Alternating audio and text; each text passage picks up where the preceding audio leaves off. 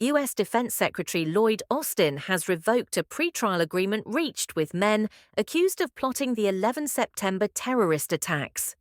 In a memo on Friday, Mr. Austin also said he was revoking the authority of the officer overseeing the military court who signed the agreement on Wednesday. The original deal, which would reportedly have spared the alleged attackers the death penalty, was criticized by some families of victims. The memo named 5 defendants, including the alleged ringleader of the plot, Khalid Sheikh Mohammed, all of whom are held in Guantánamo Bay. The original deal named 3 men.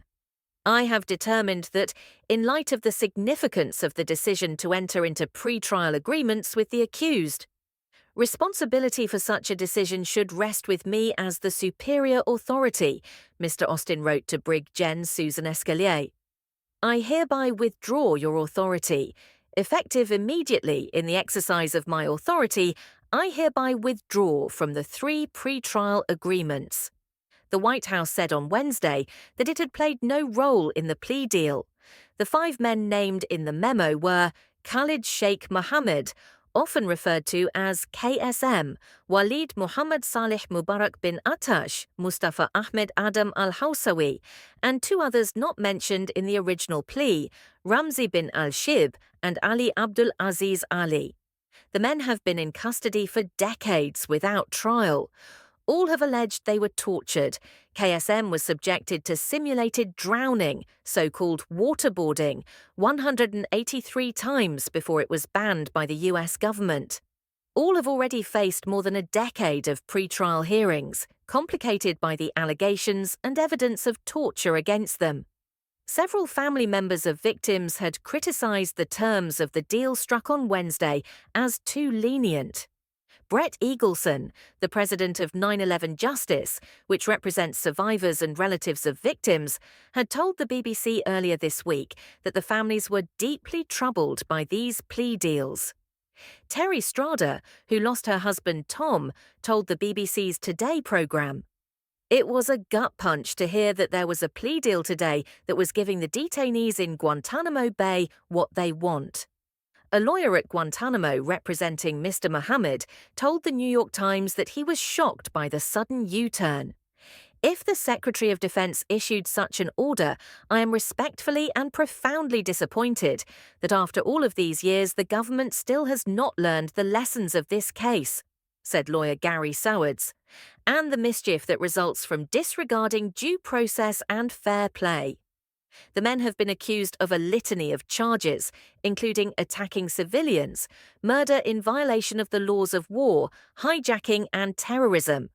In September, the Biden administration reportedly rejected the terms of a plea deal with 5 men held at the U.S. Navy base in Cuba, including Mohammed.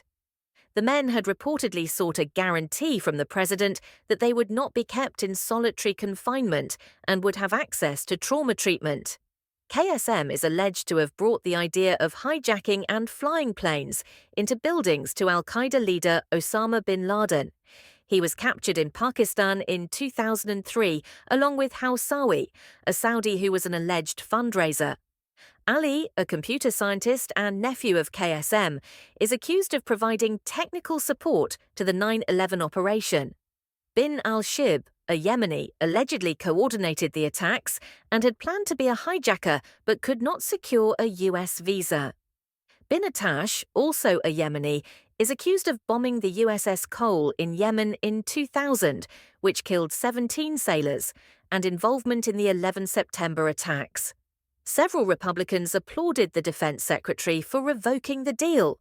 Speaker of the House Mike Johnson said the Biden-Harris administration is correct to reverse course, which he said followed Republicans launching investigations into this terrible plea deal. "Now deliver long-awaited justice for 9/11 families," he said. South Carolina Senator Lindsey Graham said the decision exercised good command judgment.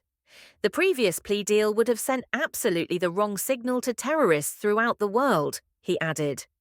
Earlier on Friday, Republican chairman of the House Armed Services Committee, Mike Rogers, demanded answers from Mr. Austin on how the deal was struck. This deal signals willingness to negotiate with terrorists who deliberately harm Americans, he wrote in a letter to the Defense Secretary. The 9/11 attacks in New York, Virginia, and Pennsylvania sparked the War on Terror and the invasions of Afghanistan and Iraq. They were the deadliest assault on U.S. soil since the 1941 Japanese attack on Pearl Harbor, Hawaii, where 2,400 people were killed.